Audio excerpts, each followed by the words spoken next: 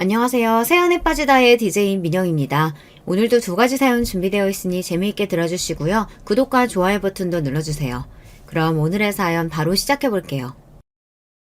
안녕하세요. 살다 보니 제가 이런 채널에 사연을 보내는 날이 다 오네요. 대부분 사연들이 그렇듯 제 사연도 남편 그리고 시댁 식구들에 관련된 기막힌 이야기입니다. 저는 운 좋게도 나름대로 넉넉한 집안에서 태어나 부족할 것 하나 없이 자랐습니다. 20대 시절에 저는 친구들이 말하길 전형적인 철없는 부잣집 아가씨였습니다.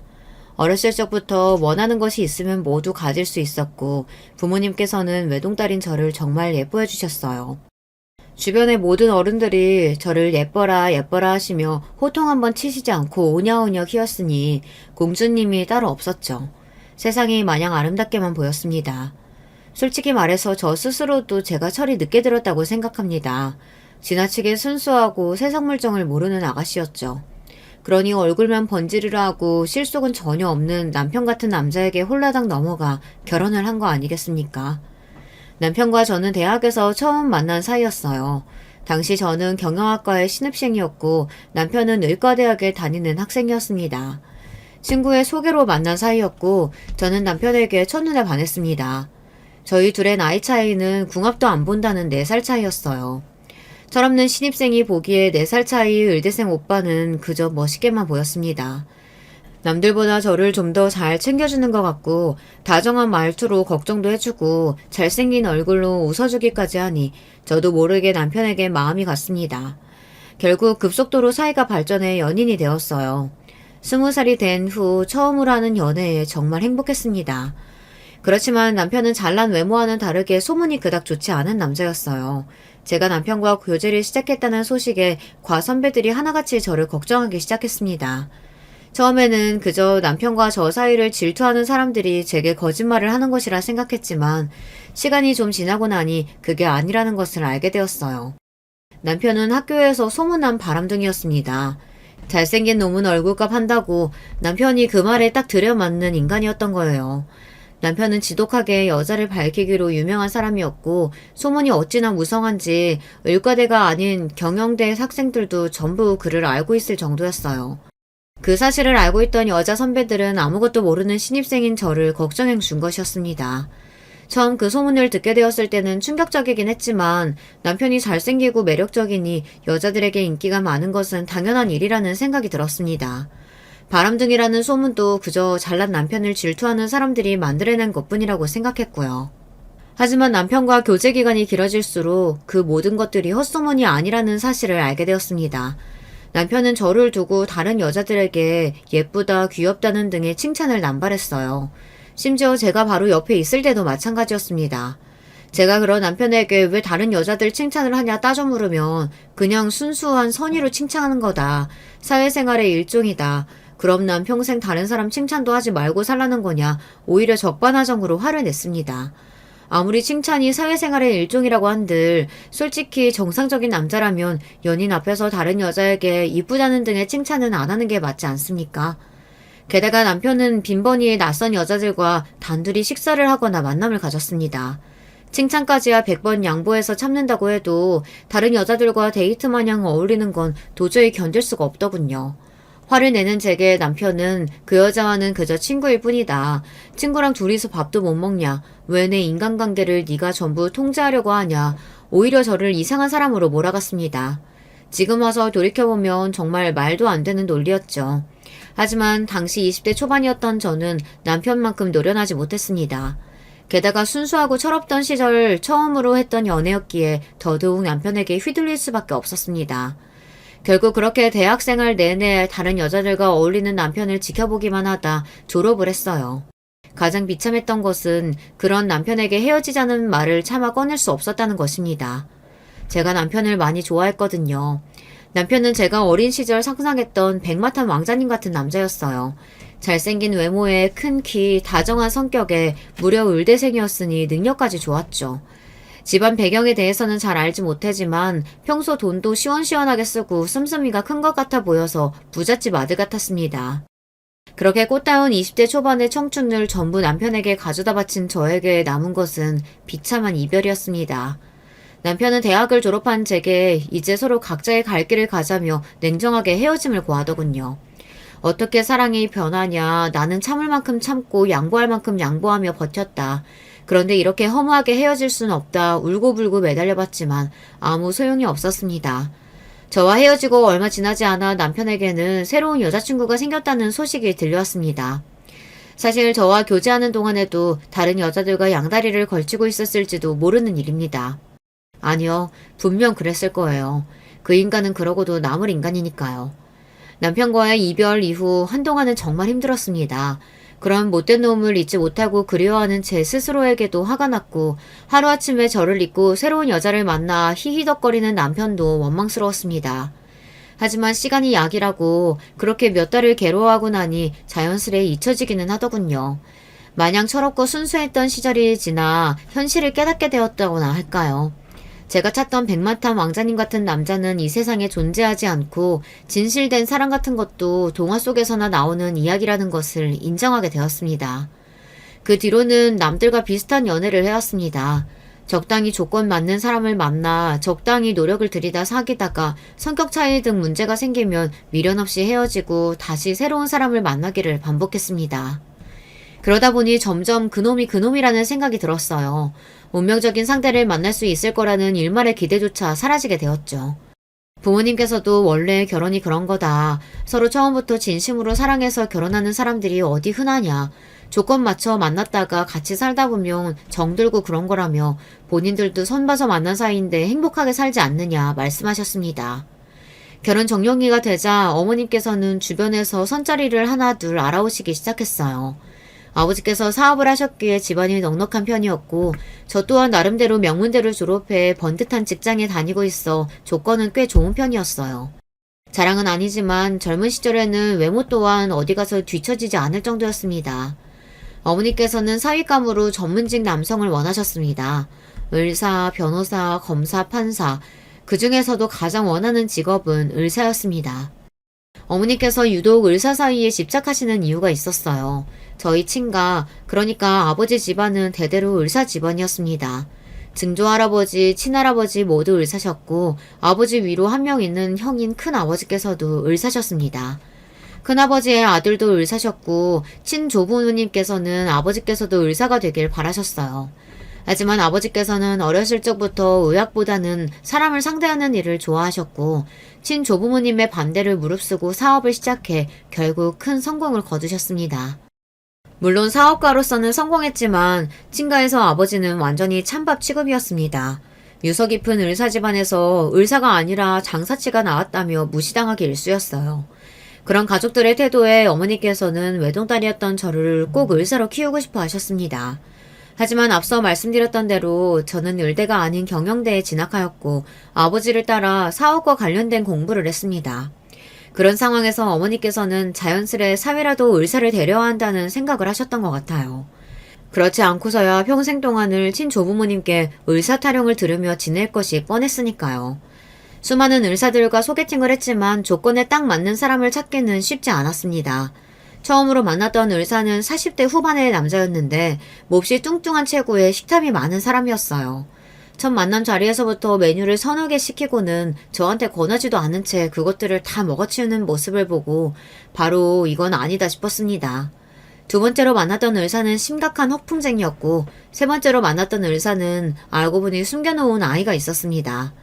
정말 세상에는 상상을 초월하는 상식을 벗어난 이상한 사람들이 많더군요. 그렇게 계속되는 소개팅에 지쳐갈 무렵 자포자기의 심정으로 나간 선자리에서 저는 남편과 재회하게 되었습니다. 이름을 듣고는 설마 했는데 정말 남편이 소개팅 장소에 나와 있었던 것이었어요. 전혀 생각지도 못했던 만남이라 몹시 당황스러운 기분이었습니다. 남편 쪽에서는 상대가 저라는 것을 이미 알고 나왔다고 했습니다. 솔직히 말하자면 그리 반가운 기분은 아니었어요. 물론 좋은 추억도 많았지만 어찌되었던 끝은 비참한 이별이었으니까요. 떨떠름한 저와는 다르게 남편은 자리가 몹시 즐거워 보였습니다. 이렇게 다시 만날 줄은 몰랐다며 이름을 듣자마자 너인 줄 알았다. 너는 시간이 지났어도 하나도 안 변하고 여전히 예쁘다. 천연덕스럽게 이야기를 이어가는데 참 기가 차더군요. 설마 하니 나랑 정말 결혼할 생각으로 나온 건 아닐 테고 왜 나인 걸 알면서도 선자리에 나왔냐 물으니 남편이 어깨를 으쓱하며 말했습니다. 본인은 저하고 결혼할 생각이 있다면서요. 그 말을 들으니 너무나 어이가 없었어요. 그럼 그때 헤어지지 말고 계속 만나지 그랬냐. 냉혈한 사람처럼 그렇게 버리고 갈 때는 언제고 이제 와서 무슨 결혼 타령이냐 언성을 높였습니다. 남편은 그런 제게 진정하라며 사람 일은 언제 어떻게 될지 모르는 거다. 지금하고 그때하고 상황이 같냐. 우리는 지금 서로의 필요에 의해 만난 것이 아니냐 말하더군요. 냉정하게 생각해보면 남편의 말이 맞았습니다. 저는 의사 남편이 필요했고 남편도 결혼할 여자가 필요한 상황이니 선자리에 나온 것이었죠. 저도 나름대로 나쁘지 않은 조건을 가지고 있었지만 계속해서 의사 사위를 고집하려니 선자리에는 점점 이상한 사람들이 나오고 있었습니다. 어딘가 하나씩 하자가 있는 사람들이었어요. 슬슬 의사를 포기해야 하는 건가 싶을 때쯤 남편이 딱 나타난 것이었죠. 남편은 바람기가 있긴 했어도 허우대도 멀쩡하고 얼굴도 잘생기고 나이도 젊었습니다. 의대도 훌륭한 성적으로 졸업했고 성형외과 전문의 자격증이 있었고 앞날이 창창한 의사였어요. 남편이 원하는 결혼 조건은 바로 강남에 본인의 병원을 개업해 주는 것이었어요. 그거 하나만 해결된다면 어떤 조건의 여자든 아무 상관이 없다고 하더군요.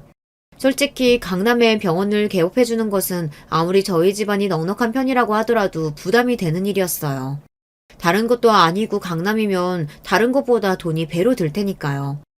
남편은 잘 생각해보라며 어차피 결혼하고 나면 남편 병원이니 네 병원이기도 하지 않느냐. 이건 거저먹는 장사라며 본인 같은 조건의 남자는 다시는 못 만날 거라 너스레를 떨었습니다. 본인도 돈 많고 나이 많은 요처녀보다는 저와 결혼하는 편이 낫다며 이렇게 만나게 된 것도 운명 아니냐고 하더군요. 처음에는 괘씸하고 어이가 없었지만 곰곰이 생각해볼수록 남편의 말이 틀린 것도 아니었습니다. 어렸을 적에야 철이 없어 다른 여자들을 만나고 다녔지만 설마 하니 지금도 그 버릇을 못 고쳤을까 싶었어요. 적어도 최소한의 양심이 있는 사람이라면 강남에 병원을 차려준 아내에게 못할 짓은 안 하겠지 싶기도 했고요. 물론 그것들은 전부 제 아니란 생각이었습니다. 한때나마 지독하게 사랑했던 사람이니 그렇게까지 최악의 인간은 아니라고 믿고 싶었던 모양입니다. 강남에 병원을 개업해달라 요구했다는 말에 아버지께서는 처음에 난색을 표하셨습니다. 얄궂게도 당시 아버지 사업이 조금 휘청이고 있었기 때문이에요. 아버지 사업 사정이 어려운 것을 뻔히 알면서도 이런 무리한 부탁을 하려니 저도 마음이 불편했습니다. 어머니께서는 하자 있는 인간에게 시집 보낼 바에야 조금 무리해서라도 병원을 차려주는 것이 낫다며 어차피 결혼하고 나면 그 병원 사모님 되는 것 아니냐. 집이나 차도 아니고 병원이면 차려주는 게 맞다 아버지를 설득하셨고 그렇게 저희 집안에서는 무리를 해서 남편에게 강남에 병원을 차려주게 되었습니다. 한 가지 의문이었던 건 대학 시절 남편은 분명 명품을 걸치고 다닐 정도로 집안이 넉넉해 보였는데 왜 시댁에서 도움을 받지 않고 병원을 차려준 여자를 찾으러 다닌 걸까 생각이었어요. 알고 보니 남편의 집안은 말 그대로 아무것도 없는 콩가루 집안이었습니다. 대학 시절 남편이 들고 다녔던 명품들은 전부 본인이 어울려 다녔던 여자들이 선물해 준 것이었고 씀씀이가 커 보였던 것도 전부 여자들에게 뜯어낸 돈으로 부자 행세를 했던 것이었어요. 시아버지께서는 젊은 시절 건축 현장에서 일하시다 지금은 몸이 다쳐 집에서 쉬고 계셨고 시어머니는 식당 일을 하면서 생계를 이어가고 있었습니다. 그마저도 남편이 결혼한 후에는 일을 그만두고 남편이 주는 용돈으로 지내실 예정이라고 하더군요. 남편에게는 3살 터울의 여동생이 하나 있었는데요. 그 여동생이 정말 문제였습니다.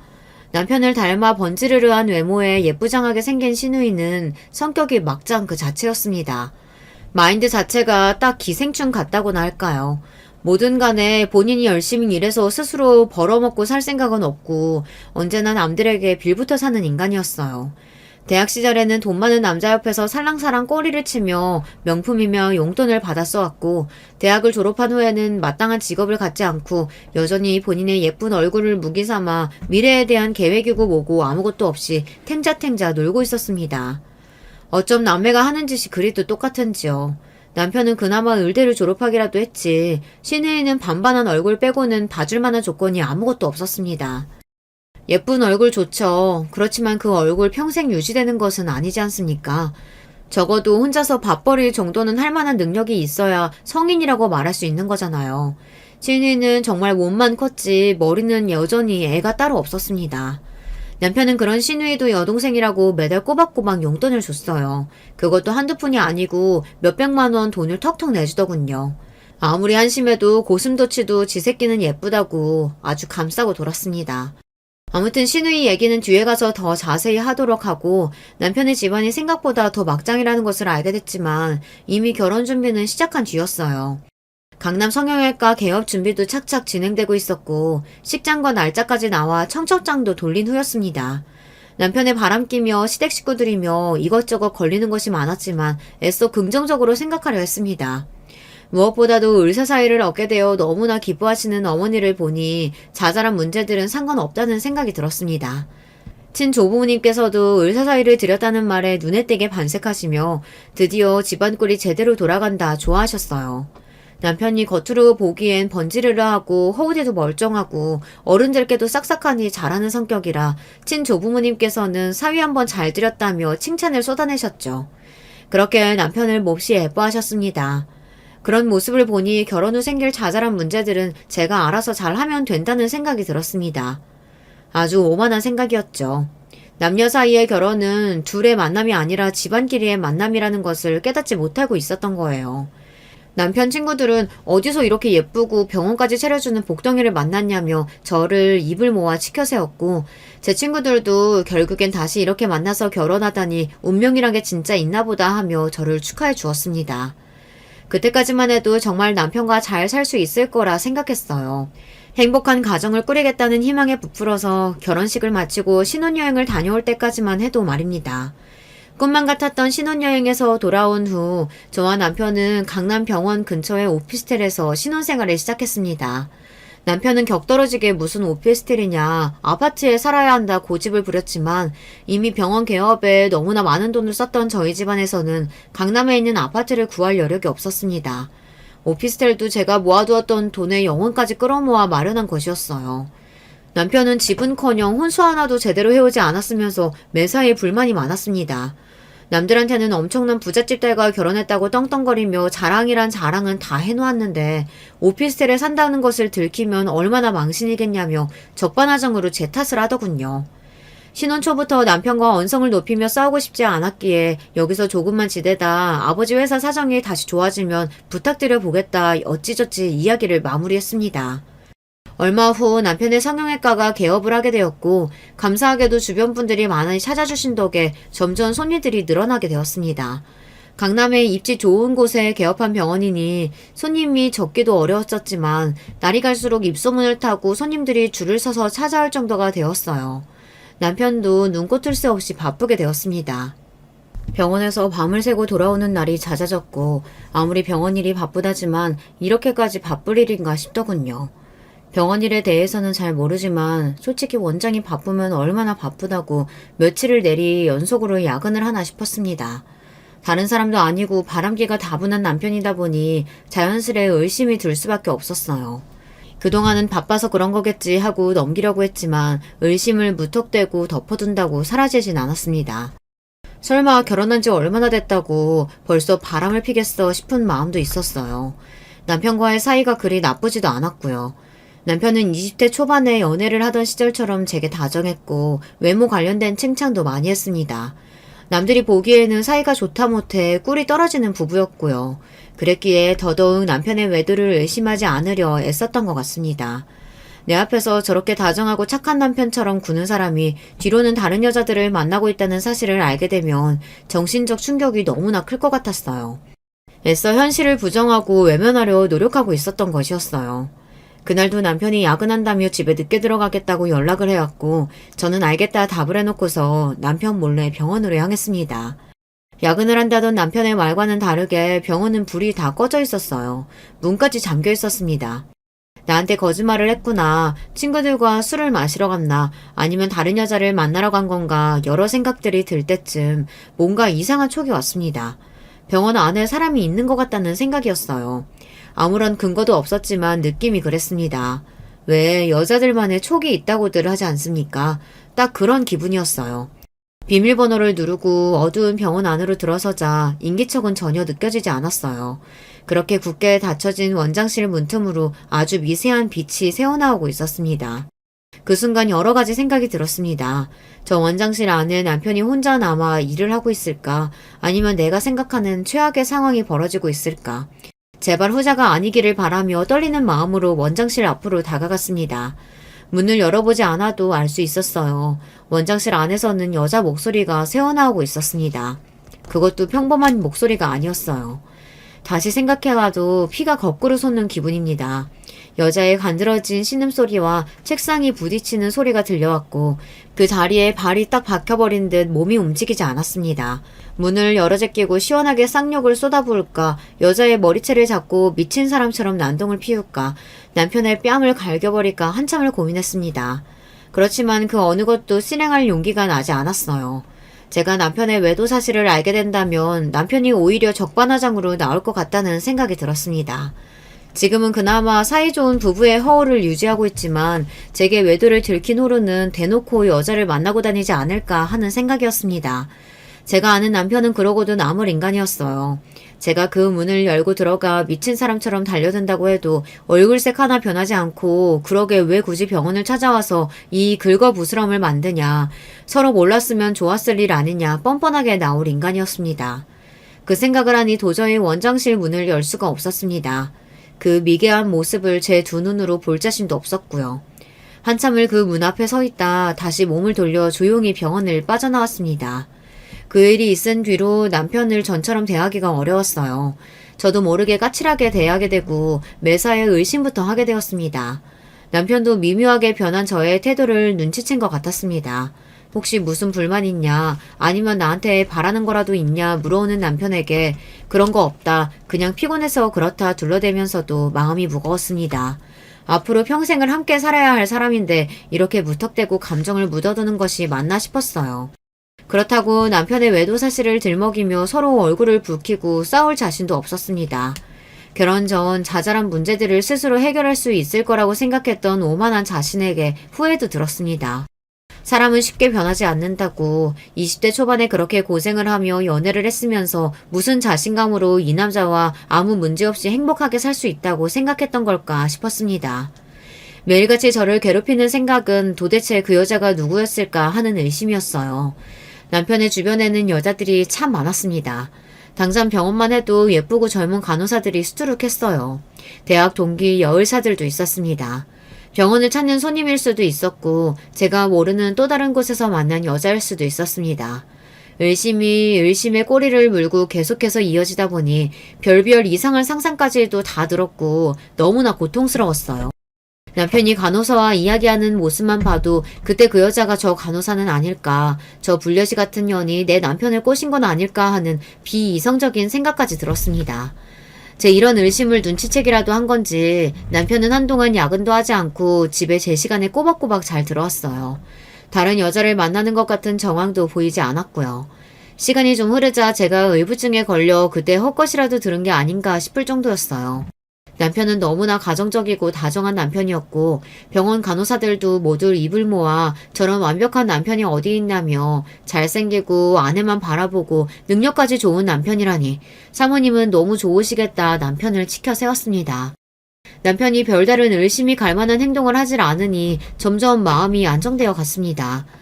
나중에는 그날 밤의 일이 헛것이 아니라 사실이었다 하더라도 하룻밤의 불장난 정도는 눈 감고 넘어가 줄 수 있다는 생각까지 들 정도였어요. 그만큼 남편은 가정에 충실했고 저희 가족들에게도 잘했습니다.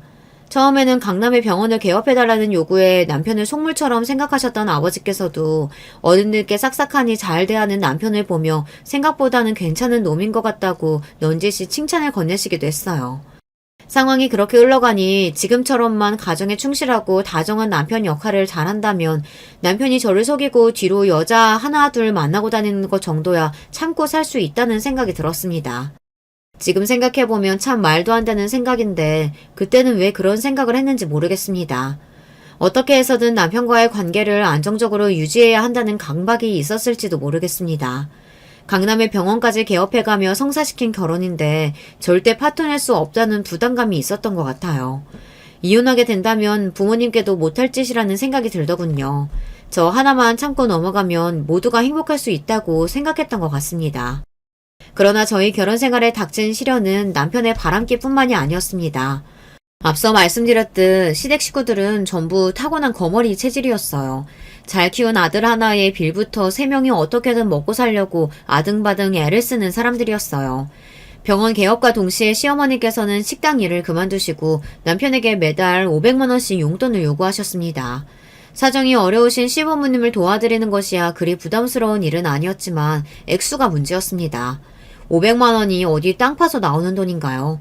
물론 남편의 병원 수입이 그의 몇 배가 되긴 했지만 그렇다고 그 돈을 남편 맘대로 쓸 권리가 있는 건 아니지 않습니까? 게다가 시부모님뿐만 아니라 사지 멀쩡한 시누이까지 달에 몇백씩은 기본으로 퍼주니 머리가 아플 지경이었어요. 그 문제로 남편과 여러 번 말다툼을 했지만 남편은 요지부동이었습니다. 몸이 아프신 시부모님께 달에 500만 원도 못 드리냐. 내가 한 달에 버는 돈이 얼만데 겨우 그거 가지고 쪼잔하게 그런 식으로 구냐. 그리고 여동생은 곧 있으면 본인이 알아서 잘 벌어먹어 살 거다. 취업 준비하는데 보태라고 조금씩 용돈 주는 것이 그렇게 거슬리냐. 당신은 동생이 없어서 모르는 거다. 어쩜 그렇게 뻔뻔하게 사람을 쫌생이처럼 몰아가던지요. 게다가 시누이는 남편에게 용돈을 허구한 받아다 쓰는 것도 모자라서 병원에 찾아와 무료로 시술을 받기까지 했습니다. 어쩌다 한두 번 오는 거라면 몰라도 매일매일 지치지도 않는지 필러며 주사며 눈 돌아가게 비싼 시술들을 돈이 맡겨놓기라도 한 듯이 요구했습니다. 얌전히 와서 얌전히 시술을 받고 가는 것도 아니었어요. 시누이가 병원에 오는 날이면 꼭 사고가 터졌습니다. 시누이 성격이 워낙 알가닥에 아나무인 뻔뻔 그 자체라 조금이라도 자기 마음에 안 드는 일이 생기면 앞뒤 안 가리고 따지고 들고도 했습니다.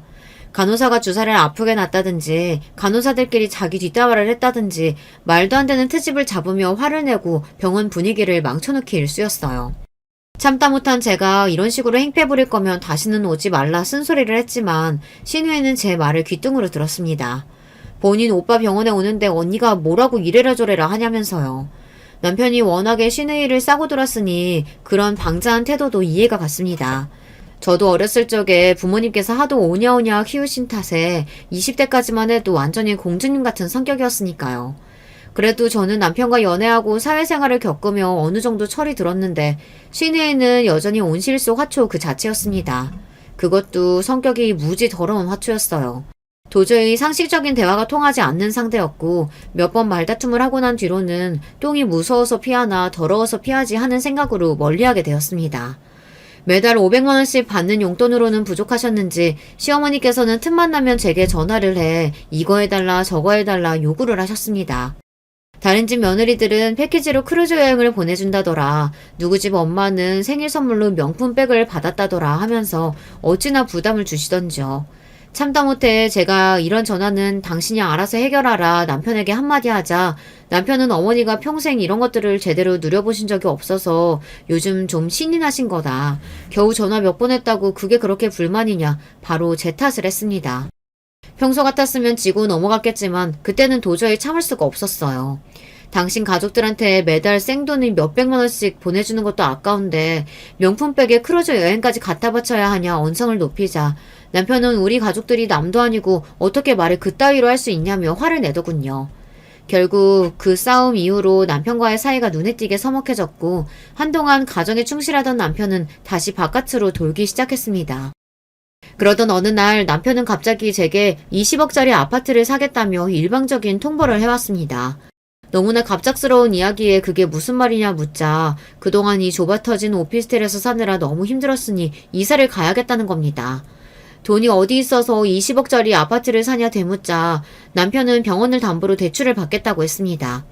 저는 그런 남편에게 말이 되는 소리래라. 막말로 병원은 지금 장사가 잘 되지만 언제 망할지 모르는 일이다. 만약 의료사고라도 터져서 병원이 문을 닫게 되면 그 빚은 다 어떻게 갚으려고 그러냐. 남편을 뜯어말렸지만 남편은 고집불통이었습니다. 무조건 20억짜리 아파트에서 살아야만 병원장 체면이 선다며 아파트로 이사간 후 지금까지 미뤘던 집들이도 다 치워버리겠다며 큰 소리를 떵떵 치더군요.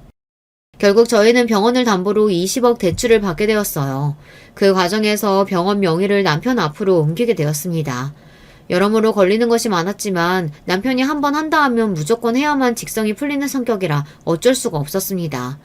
그렇게 저와 남편은 오피스텔을 처분하고 아파트로 이사가게 되었어요. 확실히 고가의 아파트다 보니 평수도 오피스텔과는 비교할 수 없을 정도로 넓고 인테리어도 고급지게 잘 되어 있더라고요. 남편은 아파트에 몹시 만족하며 이제야 본인과 딱 맞는 고급스러운 집에서 살게 되었다며 좋아했습니다. 넓은 집에서 살게 된 것 자체는 저 또한 좋았지만 앞날이 조금 막막하긴 했어요. 남편이 병원 실장과 내연관계라는 것을 알게 된 건 이사를 막 마쳤을 쯤이었습니다. 회사를 마치고 남편과 함께 집에 돌아가기 위해 오랜만에 병원에 들렸는데 간호사 한 명이 종이박스에 짐을 싸고 있더라고요. 가까이 다가가니 얼굴이 엉망이었습니다. 무슨 일이 있었냐 조심스레 물으니 저를 보고는 몹시 놀라더군요. 괜찮으니 편하게 말해봐라 타이르자 간호사는 잠시 망설이다가 입을 열었습니다. 본인은 이 병원에 들어온 지 이제 막 2달이 된 막내 간호사인데 실장님의 갑질에 못 참고 오늘부로 일을 그만두었다고요. 막내 간호사는 그만두는 마당에 전부 말씀드리겠다며 제게 정말 놀라운 이야기를 쏟아냈습니다. 병원 실장과 저희 남편이 예연관계라는 사실을 병원의 모든 간호사들이 다 알고 있다. 그런데 실장이 입단속을 시켜서 사모님 앞에서는 다들 원장님께서 아내 바라기니 뭐니 말도 안 되는 소리를 하는 거다. 사모님이 안 계실 때는 실장이 지가 진짜 원장님 부인이라도 되는 듯 갑질을 하고 간호사들을 부려먹는다. 실장 갑질에 못 이겨 그만둔 간호사들이 한둘이 아니다. 저도 버텨보려고 했는데 도저히 못 해먹겠어서 나가는 거다. 못 믿겠으면 지나가는 간호사들 붙잡고 물어봐라. 둘이 바람피고 있는 거 모르는 간호사가 없다. 다들 한통속이다. 도무지 믿기지 않은 이야기를 쏟아내는데 머리가 띵해졌습니다. 집에 돌아오는 길 내내 그날 밤의 일이 떠올랐습니다. 원장실에서 남편과 함께 있었던 그 여자가 그럼 병원 실장이었겠구나. 그 실장은 평소에 일도 빠릿빠릿하게 잘하고 제게도 싹싹하게 굴던 여자라 개인적으로 예뻐하던 동생이었습니다. 뒤에서 남편과 그렇게 더럽게 붙어먹고 있는 줄도 모르고 명절이면 보너스를 챙겨주고 병원에 들릴 때마다 안부를 물으며 가까이 지냈었다니. 그 여자가 속으로 저를 얼마나 비웃고 무시했을지 정말 천불이 나는 기분이었어요. 그러나 그 사실을 알게 되었다고 해서 제가 할 수 있는 일은 없었습니다.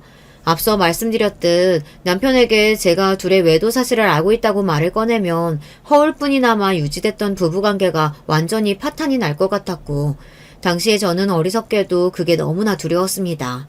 게다가 이미 병원 명의도 남편 앞으로 돌려놓은 마당에 이혼을 하게 되면 겨우 위자료 몇천만 원이나 받고 헤어지게 되는 것 아닌가. 내가 둘 사이에서 사라져주면 둘이 재혼해서 행복하게 살게 만들어주는 꼴이 아닌가 싶은 생각이 들더군요.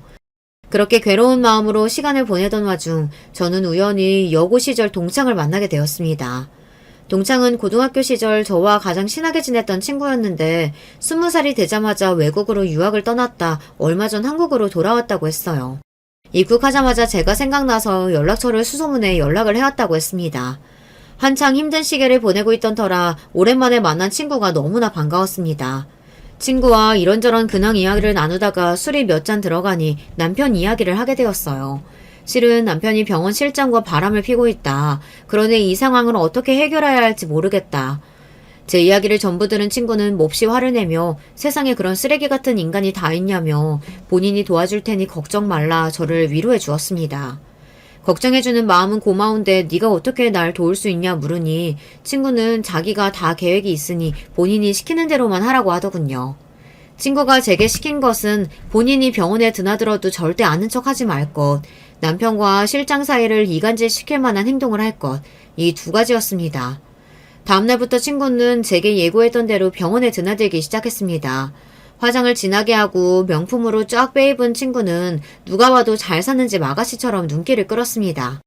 친구는 항상 꼭 집어서 원장님께 상담 시술을 받기를 원했고 미인계의 약한 남편은 홀라당 친구의 계력에 넘어가고 있는 듯 했습니다. 그즘 저는 남편에게 은근슬쩍 실장의 남자친구가 생긴 것 같다.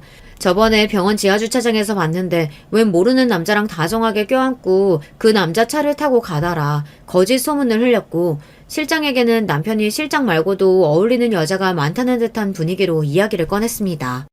연애 시절부터 하도 바람기가 심해서 이제는 거의 포기하고 살고 있다면서요.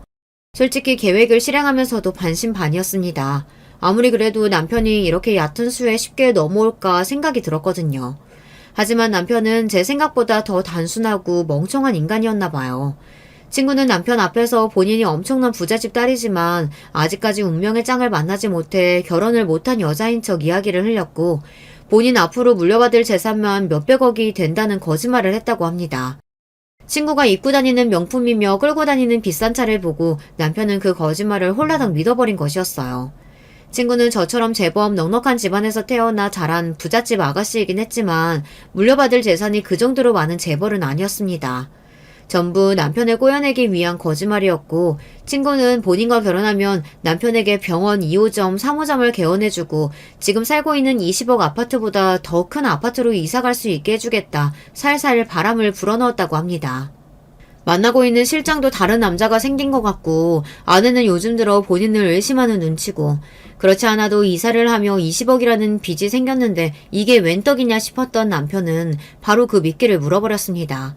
그렇게까지 멍청한 인간이라고는 생각을 못했는데 너무나 쉽게 덫에 걸려들어 허무해질 정도였어요. 남편은 실장과의 관계를 정리하고 실장을 칼같이 잘라버렸고 친구에게 저와 이혼을 하고 오겠다고 약속했습니다. 친구에게 미리 전해들어 알고 있던 소식이었지만 얼굴색 하나 변하지 않고 제게 이혼을 요구하는 모습을 보니 그래도 지난 시간 동안 살 부대끼고 살아온 정이 있는데 이 남자는 정말 나를 털끝만큼도 사랑하지 않았구나 싶어 비참한 기분이더라고요. 이혼을 요구하는 남편에게 지금 살고 있는 아파트 명의 그리고 달려있는 20억치 빚을 깔끔하게 변제한 후 병원 명의도 다시 제 앞으로 돌려놓아라 요구했습니다. 저와 이혼하고 수백억대 자산가의 딸과 결혼할 생각에 신이 났던 남편은 그러하겠다 약속했고 얼마 지나지 않아 돈을 어디서 구해야 하는지 정말 20억 빚을 깔끔하게 갚고 모든 명의를 제 앞으로 돌려놓았더군요. 서류들을 보니 속이 시원하다가도 마음이 씁쓸했습니다. 그렇게 이혼 도장을 찍어주고 저와 남편은 완전히 남남이 되었어요. 그 뒤로 저희 남편, 아니 이제는 전 남편이 되어버린 그 남자가 어떻게 되었을지는 안 봐도 뻔하시죠. 이혼 도장이 찍힌 서류를 당당히 들고 친구에게 돌아간 남편은 대차게 퇴짜를 맞았습니다. 친구는 그동안 당신같이 여거운 인간 얼굴 보면서 사탕 발린 말하느라 비위상해 죽는 줄 알았다며 사람이 주제를 알아야지 어디 쥐뿔도 없는 인간이 나 같은 여자랑 결혼하려고 했냐 말을 싹 바꾸고 남편을 쫓아냈다고 합니다. 너무나 당황한 남편이 친구에게 매달리며 갑자기 왜 이러냐 본인이 잘하겠다 손이 발이 되도록 빌었지만 친구는 그런 남편을 비웃을 뿐이었습니다. 갑작스레 태도를 바꾼 친구의 무언가 이상하다 느낀 남편은 그제서야 친구의 뒷조사를 했고 친구가 저와 친구 사이라는 것을 어떻게 알게 되었는지 그 길로 저를 찾아왔습니다. 이건 명백한 사기행위고 기만행위다. 애초부터 친구랑 짜고 쳐서 나를 속여먹은 것 아니냐. 경찰에 신고하겠다 소리를 빽빽 질러대는 남편에게 신고를 하려면 어디 해봐라. 무슨 죄목으로 집어넣을 거냐. 남녀가 연애를 하다 마음이 안 맞으면 헤어질 수도 있는 것 아니냐. 내 친구가 너한테 이혼하라고 칼을 들이밀고 협박을 했냐. 아니면 너한테 재산을 다 주겠다고 서약서를 쓰기로 했냐. 친구 말 듣고 홀라당 이혼해버린 건 너 스스로 아니냐. 어디서 남의 탓을 하며 언성을 드높이냐. 저도 지지 않고 악을 썼습니다. 알고 보니 남편이 병원 앞에 달린 20억치 빚을 다 갚을 수 있었던 이유는 시부모님의 도움 덕분이었어요. 가진 것이 아무것도 없다며 제게서 매달 몇백만 원씩 돈을 받아가셨던 시부모님께서는 시골에 숨겨두었던 땅이 제법 크게 있으셨던 모양이더라고요. 그 땅을 담보 잡아 20억 대출을 받았던 것이었습니다. 어차피 친구와 재혼하게 되면 다 갚을 수 있는 돈이라고 생각했던 것이죠. 그러나 친구에게 대차게 까여버린 지금 그 돈을 갚을 수 있는 방법은 사라졌고 남편 앞으로는 병원이고 아파트고 아무런 명의가 남아있지 않았습니다. 시부모님께서는 조상 대대로 내려온 땅을 뺏기게 생겼다며 나쁜 년, 발칙할 년, 때려 죽어도 시원찮을 년년 거리시며 제게 욕을 쏟아내셨고 남편도 마찬가지였어요. 이젠 그런 모습을 봐도 아무런 화조차 나지 않았습니다. 그저 불쌍하고 역겨운 인간들이라고 생각이 들 뿐이었죠. 그뿐만 아니라 시누이도 본인 명의로 대출을 받았던 모양이었어요. 그것도 제2금융권에서요. 마땅한 직업도 없는 여자가 어디서 돈을 빌렸나 했더니 사채를 끌어다 쓴 것 같더라고요. 시부모님이 가지고 계시던 땅으로는 20억이라는 큰 돈을 마련할 수가 없었죠. 남편이 시누이를 설득해 사채를 쓰게 한 것 같았습니다. 본인이 재혼만 하면 바로 갚고 너한테도 돈을 떼어주겠다 설득해 사채까지 쓴 모양이던데 신이는 본인 인생 어떻게 책임질 거냐며 남편에게 따지고 들고, 남편은 내가 그동안 너에게 가져다 준 돈이 얼만데 배은망덕하다며 어디서 큰 소리냐 신우이의 뺨을 때리고 아주 난리도 아니었습니다. 그 모습을 보고 있으려니 머리가 아파질 지경이라 경찰 부르기 전에 당장 내 눈앞에서 꺼지라고 소리를 질렀고, 남편은 병원만이라도 본인 명의로 돌려달라며 뻔뻔하게 요구를 해왔습니다. 그런 남편을 보니 참 기가 차더라고요. 도대체 사람이 어떻게 그렇게까지 뻔뻔하고 아나무인일 수 있나. 애초에 그 병원도 우리 아버지가 개업해 주신 것 아닌가. 처음부터 당신 손에는 아무것도 없었다. 전부 당신이 자초한 일이고 욕심부린 벌이다. 이제 당신 애들하고는 평생 엮이고 싶지 않으니 말도 안 되는 소리 하지 말고 썩 꺼지라고 했습니다. 그러나 말로 해서 들을 인간들이었다면 애초에 저를 찾아오지도 않았겠죠. 명의를 돌려주기 전까지는 절대 집에서 한 발자국도 못 움직인다고 말도 안 되는 고집을 부리는 통에 결국 경찰서들을 불러 어거지로 끌어냈습니다. 그날 이후로도 계속해서 연락을 하고 집에 찾아오기에 결국 아파트를 비우고 부동산에 내놓았습니다. 애초에 혼자 살기에는 20억짜리 아파트가 너무 크기도 했고요. 처음 이혼한다는 소식에 몹시 슬퍼하시던 어머니께서도 내막을 다 알고 나시고는 왜 그동안 그런 일들이 있었는데도 말하지 않았냐며 그동안 고생 많았다 저를 위로해 주셨어요. 아버지께서는 내 그놈 처음에 병원 차려달라고 말할 때부터 그런 파렴치한 놈인 줄 알았다며 언성을 높이셨습니다. 그래도 어찌됐든 병원은 물론 아파트까지 전부 제 명의로 돌렸고 깔끔하게 합의 이혼까지 했으니 불행 중 다행이라고 생각했습니다. 남편과 깔끔하게 이혼할 수 있도록 도와준 친구에게는 정말 고마운 마음뿐이에요. 일이 다 마무리되고 친구에게 필요한 것이 있으면 뭐든 말해라. 네가 원한다면 아파트 명의를 네 앞으로 돌려줄 수 있다 말했지만 친구는 고개를 가로저었습니다. 자기가 한 일은 그저 옆에서 남편을 살살 꼬여낸 것뿐이고 친구로서 이 정도 일은 아무것도 아니라면서요. 입장을 바꿔서 만약 저였어도 본인이 이런 상황에 처해 있었으면 발벗고 나서도 도와주지 않았겠냐면서 부담스럽게 친구 사이에 큰돈 주고받지 말자 딱 잘라 제 선물을 거절했습니다. 이제 막 한국에 돌아와 아는 사람도 없고 심심했는데 이혼도 했으니 앞으로 본인과 자주 만나 밥도 먹고 놀아달라며 너스레를 떠는데 너무 고마운 마음이었습니다. 친구와는 지금도 일주일에 2-3번씩 만나 함께 식사도 하고 쇼핑도 하는 가까운 사이예요. 휘청이던 아버지 사업은 최근 들어 다시 제자리를 찾아가고 있고 병원도 세를 내주어 매달 큰돈이 월세로 들어오고 있습니다. 아파트가 팔리면 그 돈은 전부 부모님께 그대로 드릴 생각이에요. 어렸을 적부터 저를 키워주시고 제가 결혼할 수 있도록 어려운 상황에도 병원까지 개업해주신 분들께 약소하게나마 보답한다고 생각하려고요. 어머니께서는 아이도 없고 아직 젊은 나이니 더 늦기 전에 재혼처를 알아보시고 싶은 눈치였지만 저는 남편과의 일을 겪고 나서 결혼 생각이 싹 사라졌습니다. 앞으로 한동안은 남자한테 눈길도 주지 않을 것 같아요. 그동안 마음고생한 스스로에게 재충전할 시간을 주고 싶습니다. 그리고 아무리 생각해도 전 남자 보는 눈이 너무 없는 것 같아요. 그런 쓰레기 같은 인간에게 2번이나 반해 제 무덤을 스스로 팠으니 말입니다. 좀 더 나이가 들고 연륜이 생기면 괜찮은 남자를 알아볼 수 있게 될지도 모르는 일이지만 일단은 남자보다 제 일에 집중하려고 합니다. 대학 동기들을 통해 건너 들려오는 소문으로는 전 남편은 서울 구석에서 페이닥터로 일하고 있다고 하더라고요.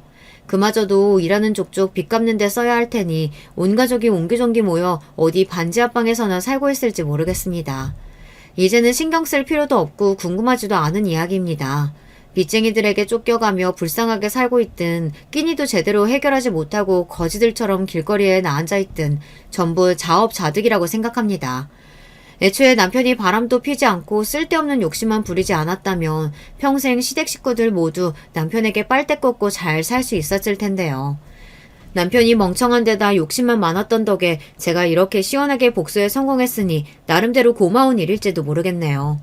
어찌되었던 제 이야기는 여기서 마무리하겠습니다. 들어주신 모든 분들께 감사드리고 모두 좋은 하루 되시길 바랄게요. 안녕하세요. 저는 서울 사는 50대 여자입니다. 요즘 부쩍 날씨가 더워졌는데 여러분은 어떻게 지내세요? 에어컨과 선풍기가 없다면 저는 벌써 더위를 먹었을 거예요. 유난히 더위에 약해서 여름이 되면 몸에 열이 나고 땀도 무척 많이 흘린답니다. 밖에 나갈 때는 걸어야 하는 상황이 오면 반드시 양산을 들고 나가곤 해요. 집에서도 항상 얼음물을 먹을 정도로 더위에 약한 제가 오늘은 이 무더위를 날려버릴 시원한 사연을 가져왔습니다. 제가 인생을 살며 참 다사다난했는데요. 그 중에서도 제일 시원한 사이다 사연이랍니다. 이 사건을 생각하면 자다가도 웃음이 나올 정도로 통쾌한 사연이니 끝까지 집중해서 들어주세요. 오늘 얘기할 사연은 바로 제 딸과 관련된 사연이랍니다. 이 사연을 듣는 분 중 혹시 자식이 있는 분들 있으세요? 모든 부모라며 공감할 텐데 제 인생은 딸을 낳기 전과 후가 아주 다르답니다. 사실 딸이 태어나기 전의 인생은 잘 기억도 나지 않아요. 우리 미영이 학교에서 엄마 없다고 누가 놀려도 절대 기죽지 마. 알겠지? 네 엄마는 너를 얼마나 사랑했는지 몰라. 비록 몸이 좋지 않아서 이른 나이에 하늘로 갔지만 아빠는 엄마가 하늘에서 우리를 보고 있다고 생각해. 나도 우리 엄마가 항상 아빠랑 내 주변에 있다고 생각해. 그리고 학교에서 애들이 엄마 없다고 놀려도 나는 아무렇지도 않아. 그런 사소한 놀림에 상처받지 않으니까 아빠도 내 걱정은 안 해도 돼. 아휴, 네 엄마 닮아서 말은 청산유수다. 우리 미영이 말하는 것을 보면 꼭 먼저 죽은 네 엄마가 생각이 나. 네 엄마도 진짜 똑똑하고 당찬 여자였거든. 아무튼 아빠는 우리 미영이가 행복하게 살았으면 좋겠어. 저는 엄마가 없이 자라서 제 소원은 내 자식에게 사랑을 많이 주는 엄마가 되는 거였습니다. 학창 시절에 엄마가 없다고 놀림을 받는 일도 적지 않았지만 그럴 때마다 상처를 받고 의기소침하진 않았어요. 그저 지나가는 과정이라고 생각했습니다.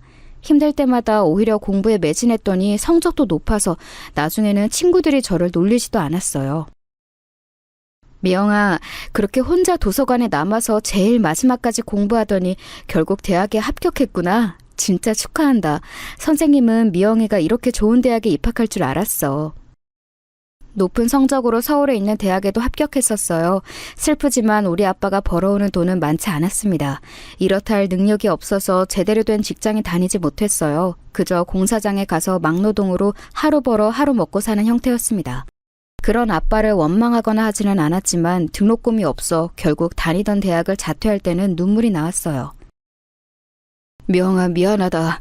아빠가 우리 딸 대학에 힘들게 들어갔는데 그거 끝까지 다니게 하지도 못하고 너한테는 그냥 미안한 마음뿐이다. 아빠는 하늘에 있는 네 엄마 얼굴을 어떻게 보니? 저승에서 만나면 그저 미안하다고 또 빌어야지. 아빠 왜 울어?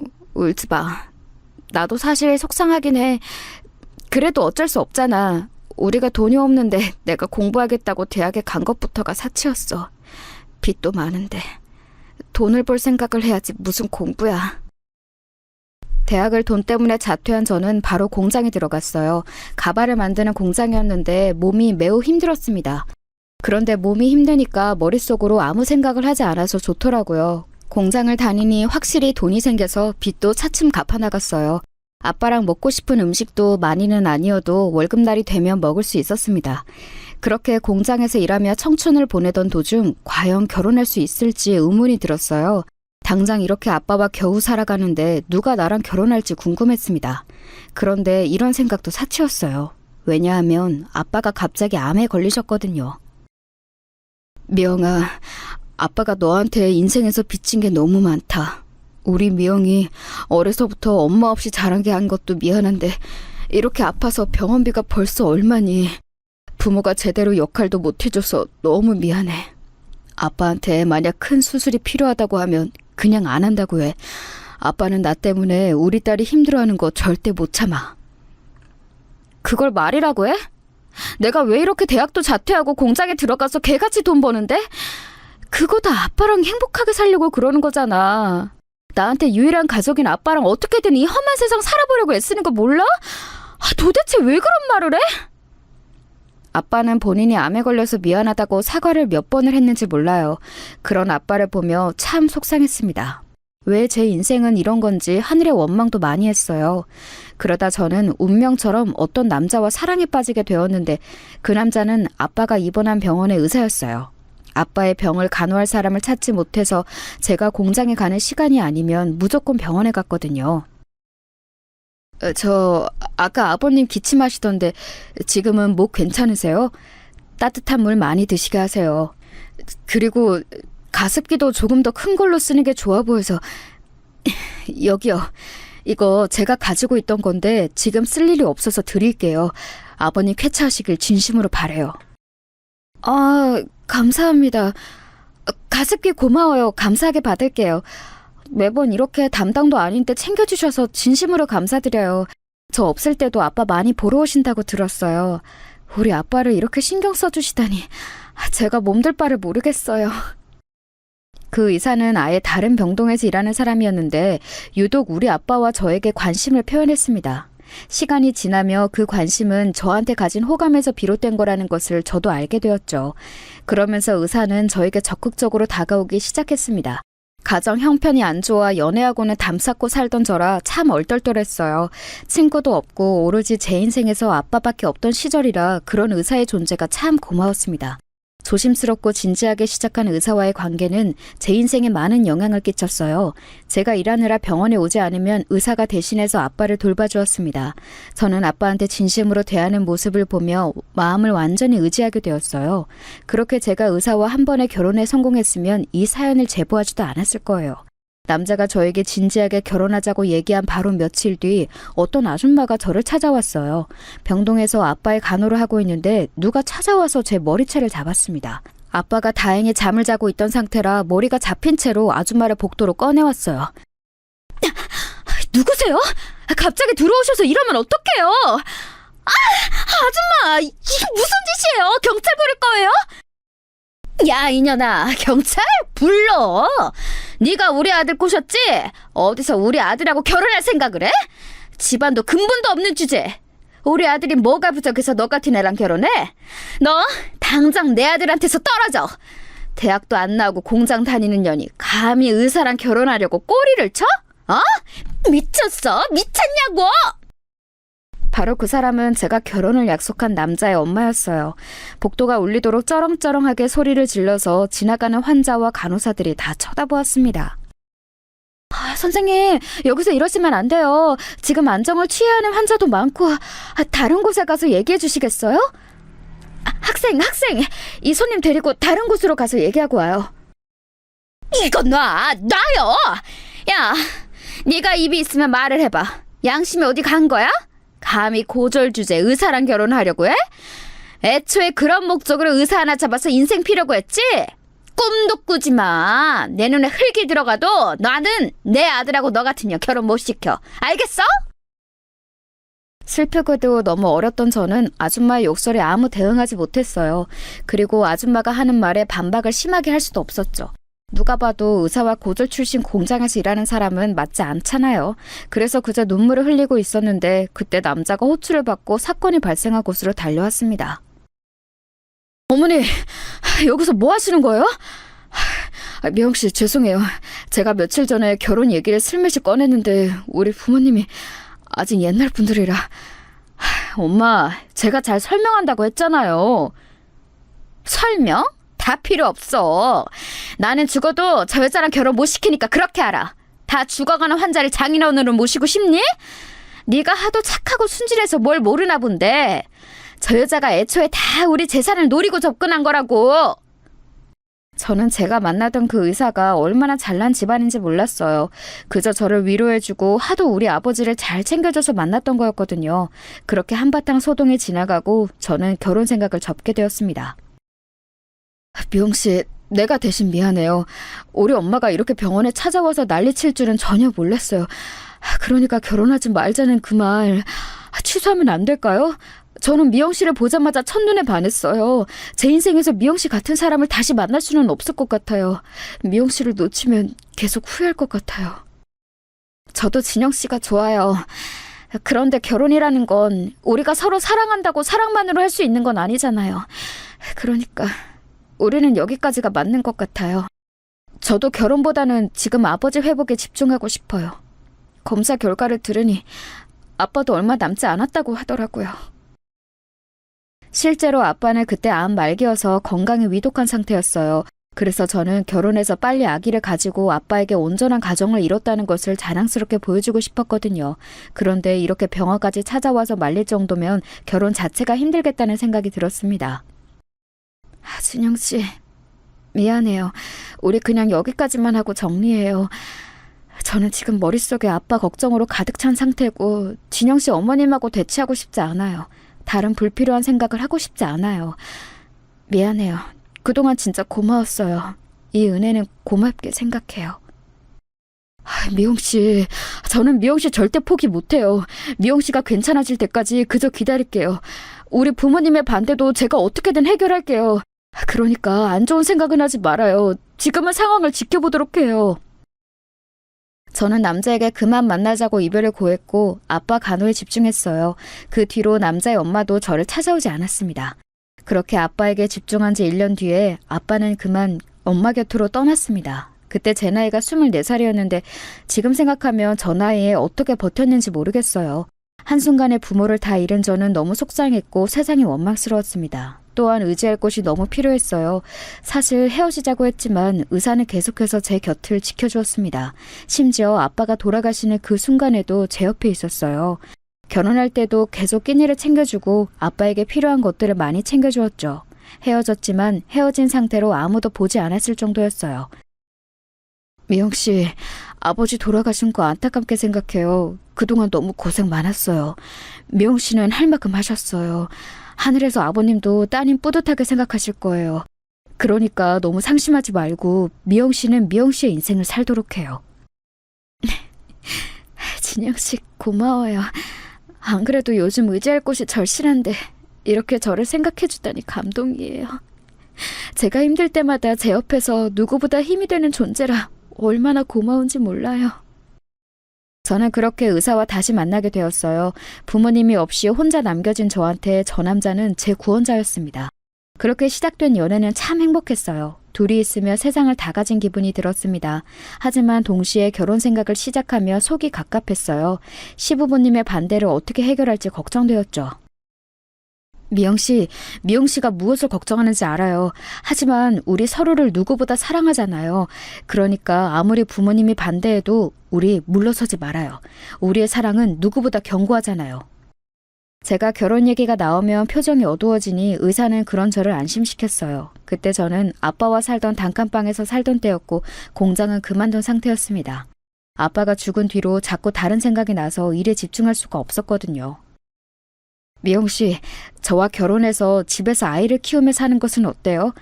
저는 예전부터 제 아내가 따뜻한 저녁밥을 하고 기다리는 것을 바랬어요. 미영 씨라면 현명하고 다정하니까 제가 원하던 아내의 역할을 잘 해낼 것 같아요. 저도 미영 씨가 그렇게 바라던 남편에 걸맞게 행동할게요. 제가 걱정할 때마다 남자는 확신을 주었습니다. 그래서 물러설 곳도 없이 저는 시댁에 인사를 가게 되었어요. 그런데 여러분, 저는 처음 인사 간 날 시댁 안으로 들어갈 수도 없었습니다. 여기가 어디라고 저 천한년이 찾아와? 우리 집에 만만해? 감히 고졸에다 직업도 없으면서 친정도 없는 주제에 의사 집안에 빌붙을 생각을 해? 내가 절대 안 된다고 몇 번을 말했냐? 당장 돌아가. 내 아들한테서 떨어져! 시어머니는 급기야 집안에서 소금을 가져와서 저에게 뿌리기 시작했습니다. 너무 모욕적이었지만 그때는 물러설 생각이 없었어요. 저한테 이 남자는 이미 제 전부였거든요. 엄마 그만해요. 저는 미영 씨가 아니라면 결혼하고 싶지 않아요. 제 운명의 상대를 만났다고 했잖아요. 도대체 언제까지 이러실 거예요? 그렇게 엄마가 사랑하는 아들이 결혼하고 싶은 상대를 드디어 만났는데 제발 허락해주세요. 내 아들을 어떻게 홀렸길래 우리 착한 아들이 이렇게 나오니? 내 아들이 어떤 자식인 줄 알아? 무려 3대 독자라고. 너 같은 애가 건들 사람이 아니야. 양심이 어디 있는 거야? 내 아들하고 결혼할 여자가 한 트럭이야. 어머니, 제가 잘할게요. 저 진짜 어머님이 원하시면 대학도 다시 입학할게요. 저 고졸이지만 입학은 명문대에 입학했었어요. 돈도 결혼 허락만 해주시면 공장에 다녀서 많이 벌게요. 실망시키지 않도록 최선을 다할게요. 제발 허락해주세요. 듣기 싫다. 당장 내 집에서 꺼져. 여보, 경찰 불러. 말이 안 통하네. 시어머니는 생각보다 반대가 정말 심하셨어요. 결혼 허락을 받으려고 얼마나 애를 썼는지 모릅니다. 그때는 이 남자가 아니라면 제 인생에 결혼과 사랑은 없을 거라 생각했어요. 그래서 어머니가 반대할수록 남자와 저는 더 가까워졌습니다. 이 고난만 버티면 모든 것이 우리 뜻대로 될 것 같았어요. 결국 1년 동안의 결혼 허락 기간이 지나고 남자와 저는 결혼할 수 있었습니다. 그 비결은 바로 남자가 호기롭게 부모님에게 말했어요. 저 미영 씨와 결혼하지 못한다면 집안 병원을 물려받지 않을 거예요. 지금 다니는 병원도 사직서를 내고 어디 시골에 들어가서 혼자 스님이 되어 살도록 하겠습니다. 이렇게 미영 씨와의 결혼이 간절하고 꼭 하고 싶어요. 의사 면허를 가지고 사직서를 실제로 쓰고 시부모님께 보여줬다고 하더라고요. 결국 시아버지가 본인 병원을 남자가 물려받는다는 조건으로 결혼을 허락하셨어요. 그렇게 결혼에 성공한 저는 이제 행복 시작이라고 생각했습니다. 물론 그 생각은 제 오산이었어요. 왜냐하면 오히려 불행이 시작되었거든요. 너는 의사 남편을 두었으면 당연히 새벽 4시에 일어나서 아침밥을 할 생각을 해야지. 지금이 몇 시인데 퍼질려 자고 있니? 나 같으면 내 인생에 의사 남편이 나타났으면 황송해서 잠도 못 잤을 텐데 너는 속도 좋다. 시아버지는 결혼 허락을 하시며 남편과 제가 꼭 시댁에서 같이 살길 원하셨어요. 그래서 살던 단칸방을 정리하고 시댁에서 신혼생활을 시작했는데 너무 힘들었습니다. 시어머니는 결혼 전부터 저를 마음에 들어하지 않으셨잖아요. 결혼식을 올리고 같이 산 뒤로는 더욱 심해졌어요. 특히 남편이 없으면 저를 더 대놓고 싫어하셨습니다. 남편이 있어야 그나마 대놓고 욕하거나 뭐라 하지 않으셨죠. 그래서 저는 집에서 항상 남편이 집에 오길 바라고 말았어요. 예, 너 지금 뭐 하는 거니? 지금 너는 음식이 입으로 넘어가? 당장 내일이 제삿날인데 재료도 다듬고 손님 받을 준비를 해야지. 친척들이 다 오시는데 이렇게 한가하게 앉아서 밥을 먹을 때야? 아휴, 이래서 근본 있는 집안의 사람을 들여야 하는 건데.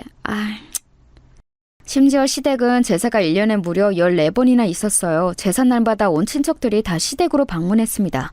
그 제사의 음식은 오로지 저 혼자 감당해야 했어요. 너무 힘들었는데 여기다 시부모님의 생신 그리고 명절까지 있는 달이면 잠을 자는 것이 아니고 기절하듯 잠들었답니다. 이렇게 힘든 날이 연속으로 지속되자 저는 점점 살이 빠지게 되었어요. 리홍아, 우리 이제 슬슬 아기 가질 때도 되었는데 네가 너무 말랐어. 밥을 잘 챙겨 먹어야 해. 원래 산모가 건강해야 아이도 건강하게 자라거든. 알지? 남편과 결혼하고 바로 아기를 갖기를 원했는데 몸이 너무 힘들고 또 스트레스가 워낙 심해서 아기가 생기지 않았습니다. 이런 우리 부부를 보며 시어머니는 또 막말을 하셨어요. 이게 다 너한테 문제가 있어서 그런 거 아니니? 우리 아들한테는 문제가 없을 텐데. 그러게 몸 관리를 잘했어야지. 도대체 결혼하고 바로 아이를 가져서 대를 이을 생각은 안 하고 뭐 하는 거야? 벌써 다음 달이면 너희 결혼한 지 2년이 되는데 아직도 아이 소식이 없는 게 말이 되니? 죄송해요. 그래도 저희 노력하고 있어요. 저번에 남편이 일하는 대학병원에 가서 검진도 받았는데 둘 다 문제는 없다고 하더라고요.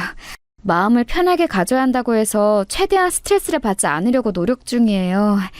어머님, 조금만 더 기다려주세요.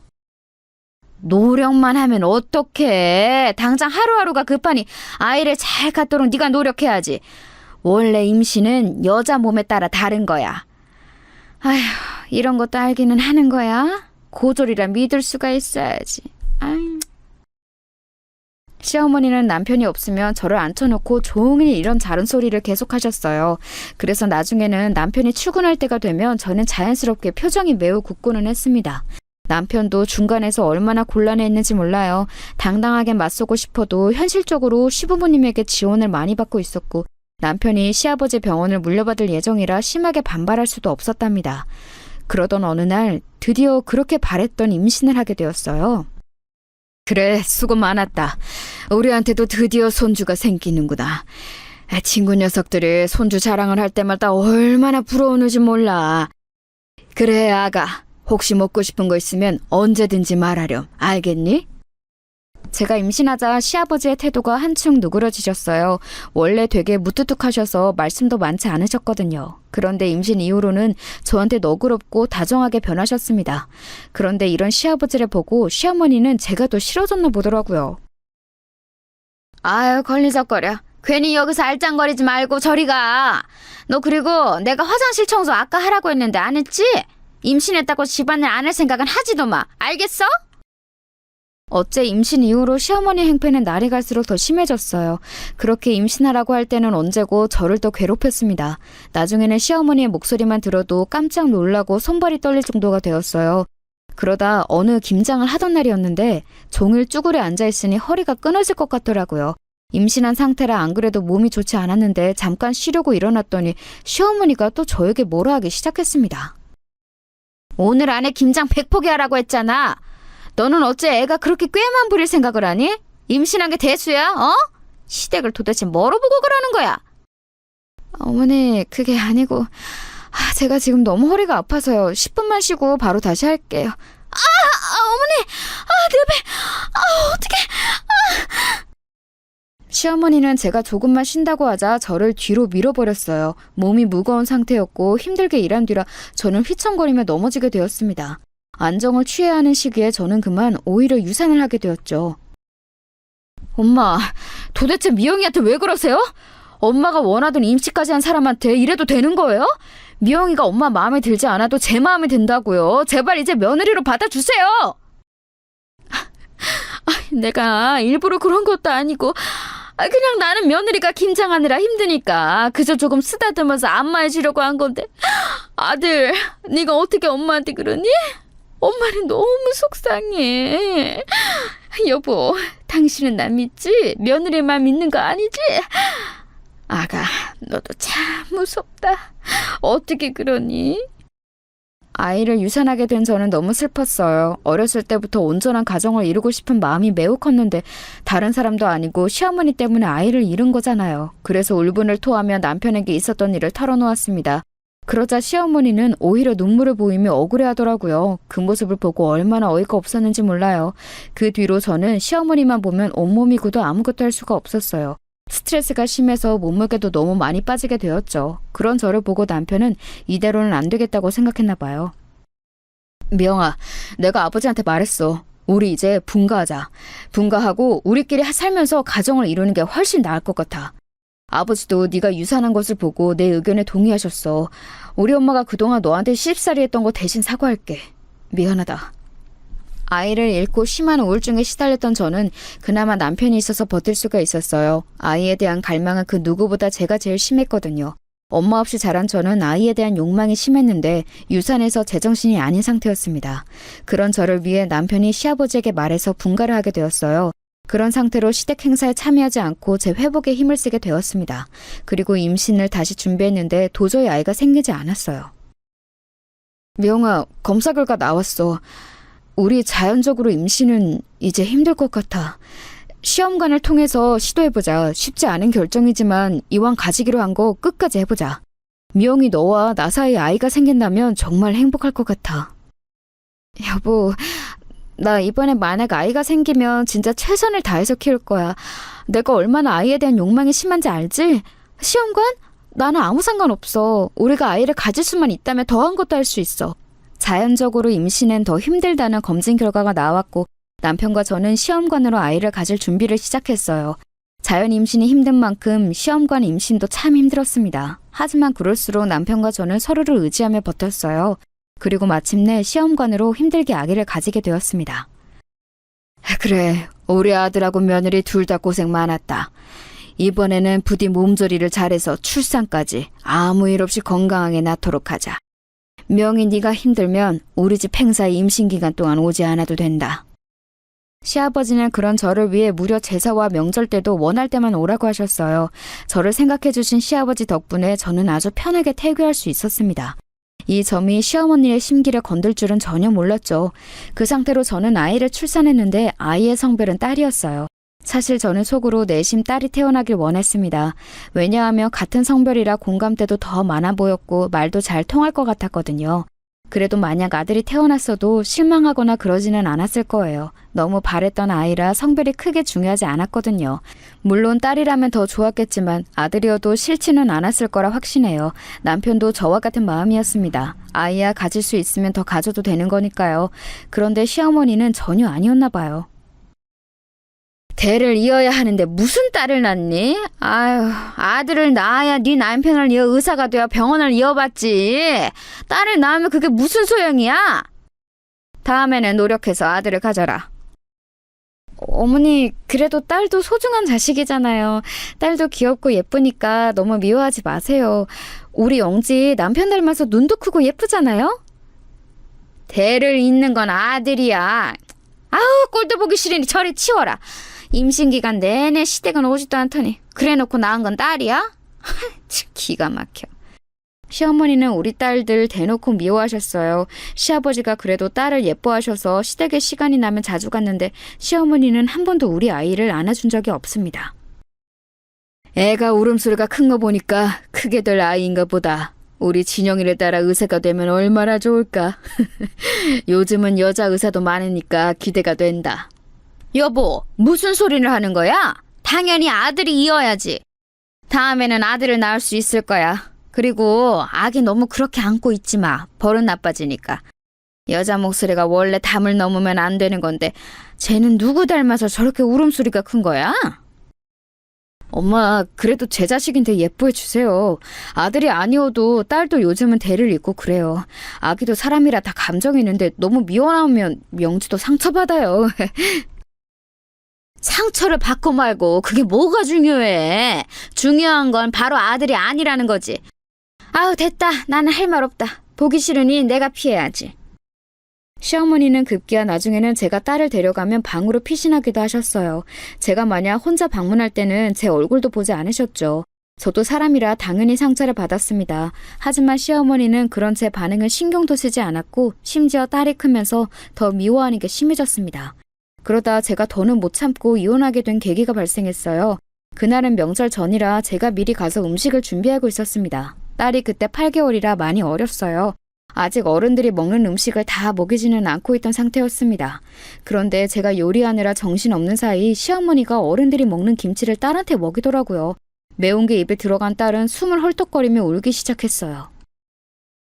어머니, 영지한테 뭐 먹이셨어요? 혹시 김치 먹이셨어요? 아직 너무 아기라서 물에 씻은 김치도 먹이면 안 되는데. 어떡해. 아가 괜찮아? 세상에 어떡하지? 아니, 너무 어릴 때부터 그렇게 가려서 먹이면 아이한테도 좋지 않아. 너는 왜 그렇게 애가 유난이니? 나는 우리 진영이 키울 때 그렇게 유난으로 키우지 않았어. 애를 좀 방목하며 키워야 잘 자라지. 우리 아들 봐라. 그러니까 의사 됐잖아. 그건 나중 일이고요. 지금은 우리 딸 겨우 8개월이잖아요. 아무리 제가 싫고 딸이 마음에 들지 않으셔도 이렇게 매운 김치를 먹이시면 어떡해요. 어머니, 진짜 너무하시네요. 뭐? 너 말 다 했어? 지금 시어머니한테 소리를 질러? 너 미쳤어? 어?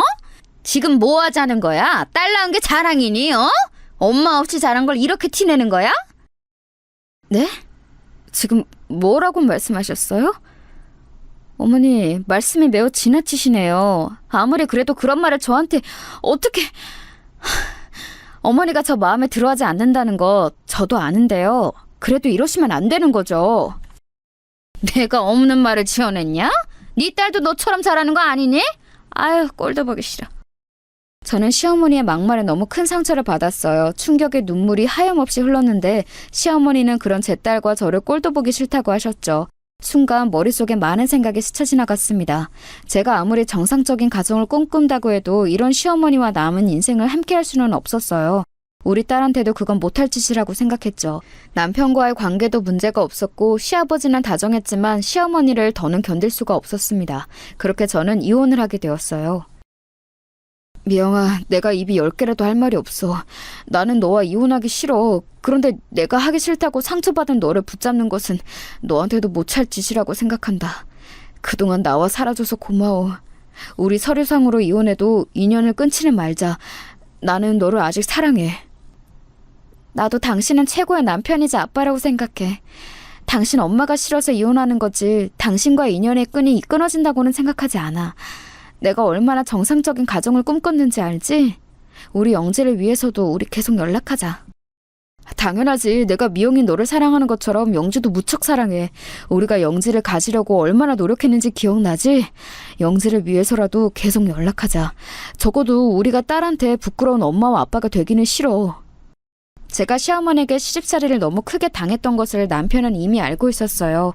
그래서 저를 미안해서 붙잡지 못한다고 했죠. 남편도 저도 딸을 가지려고 노력을 했었기에 연락을 끊지는 않았습니다. 실제로 이혼하고 제가 딸과 같이 살 수 있도록 아파트도 얻어주었어요. 여보, 고마워. 앞으로 영지 키우면서 나도 자립할 수 있도록 노력할게. 당신은 진짜 어머니만 아니었으면 내가 절대 이혼하지 않았을 거야. 아니야, 우리 엄마는 내가 어렸을 때부터 유난히 심했어. 그리고 미영아, 나는 네가 일하지 않았으면 좋겠어. 내가 돈을 충분히 줄 수 있으니까 영지를 위해서라도 집에서 편하게 있어. 너는 항상 엄마의 손길을 원했잖아. 정말 그래도 될까? 그럼 나중에 영지가 학교에 가서 내가 시간이 생길 때까지는 고맙게 도움을 받을게. 실제로 남편은 월마다 돈도 넉넉하게 보내주었어요. 시간이 나면 집에 와서 영지와 놀아주고 여행도 같이 다녔습니다. 이혼하며 연락처를 아예 바꿔서 시어머니와 연락은 더하지 않았습니다. 오히려 시부모님과 연락은 안 하고 남편과 있는 시간이 늘어나서 사이는 더 좋아졌어요. 우리가 나왔지만 진짜 우리 영재 천재 아니야? 내 새끼인데 너무 똑똑하고 사랑스러워. 내가 매일 같이 있지 못해줘서 미안해. 나중에 시간이 많이 흐르면 그때 우리 다시 합치자. 그리고 영지 키우면서 필요한 게 있으면 언제든지 말해. 그렇게 남편과 저는 틈만 나면 만나서 같이 영지를 키웠어요. 우리 딸은 제 인생에 있어 가장 큰 축복이었습니다. 만약 영지가 없었으면 저는 정상적인 삶을 살 수 없었을 거예요. 아이가 저한테 미친 영향은 그 정도로 엄청났어요. 엄마, 나 오늘 학교에서 1등해서 상장 받았어. 선생님이 잘했다고 칭찬해줬어. 너무 기뻐서 받자마자 엄마한테 보여주려고 가져왔어. 아빠한테도 전화로 알려주자. 뭐? 1등? 세상에, 확실히 우리 딸은 아빠 머리를 닮았네. 아빠가 들으면 너무 좋아하겠다. 너무 수고했어. 영지야, 사랑해.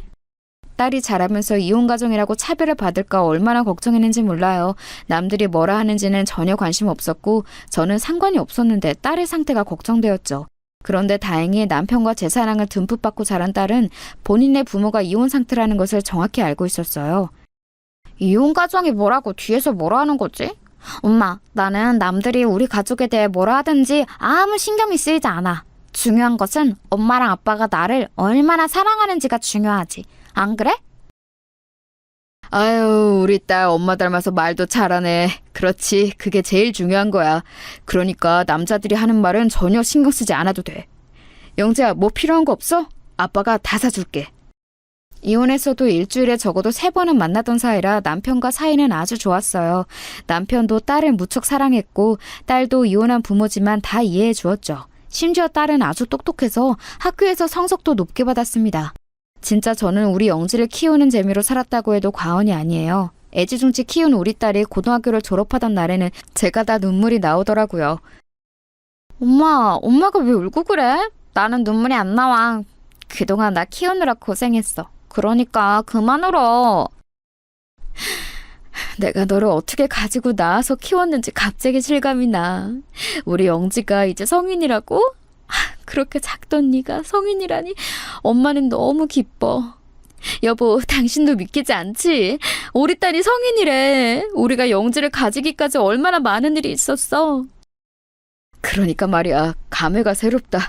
그래도 결과적으로 우리가 이렇게 다 건강하고 행복하게 사니까 얼마나 다행이야. 나는 미영이 네가 행복하면 나도 좋아. 딸은 서울에 있는 명문대학에 입학했어요. 워낙 똑똑한 아이라 대학에 가서도 장학금을 타기도 했습니다. 열심히 공부도 하고 연애도 하던 딸은 우수한 성적으로 졸업했어요. 제가 대학을 졸업하지 못했던 것을 기억하시나요? 그래서 딸이 대학을 졸업할 때도 감회가 새로웠답니다.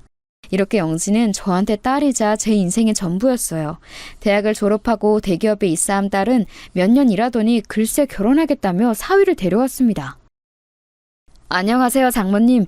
영지한테 얘기 들었습니다. 혼자 영지 키우느라 고생 많으셨어요. 앞으로 제가 영지 손에 물 한 방울 묻히지 않게 하겠습니다. 사위는 아주 듬직한 풍채를 가지고 있었어요. 서글서글한 인상이 아주 좋았습니다. 저런 남자라면 우리 딸을 믿고 보낼 수 있겠다 싶었어요.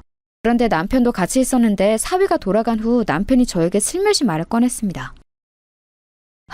그런데 뭔가 찜찜해. 말로 설명할 수 없는 그 무언가가 있어. 뭔가 걸리는데. 뭘까? 내가 너무 예민하게 반응하는 건가?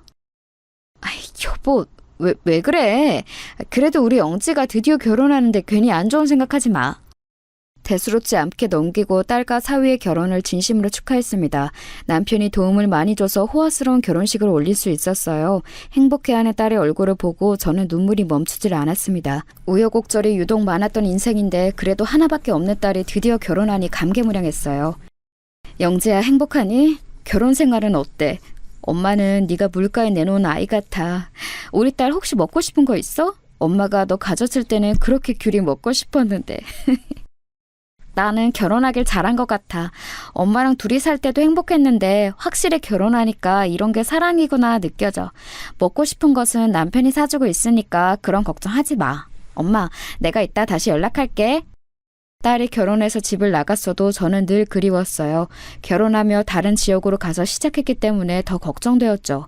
그런 딸에게 전화를 걸어 자주 안부를 확인하고는 했답니다. 그런데 이상한 일이 일어났어요. 평소에 딸과 저는 적어도 이틀에 한 번은 문자로라도 안부를 주고받았거든요. 그런데 딸에게 아무런 연락이 오지 않더라고요. 그런 기간이 일주일이 지나자 저는 남편에게 말했어요. 영재한테 연락이 일주일이 넘게 없어. 무슨 일이 생긴 거 아닐까? 원래 이렇게 연락이 안 되던 애가 아닌데. 사위한테 연락해볼까? 그래? 내가 전화해볼게. 이상하다. 그러고 보니 나에게도 딱히 연락이 없네. 원래 영재가 나한테 먼저 연락을 자주 했었거든. 남편과 저는 이상함을 눈치채고 사위에게 연락했더니 대수롭지 않게 받더라고요. 아, 영지요? 아마 집에 있을 거예요. 제가 연락하라고 할게요. 장모님 걱정하셨군요. 너무 걱정하지 마세요. 사회에 연락을 받고 종일 딸의 연락을 기다렸는데 아무리 기다려도 연락이 오지 않았어요. 남편과 저는 진지하게 경찰에 신고할까 고민했습니다.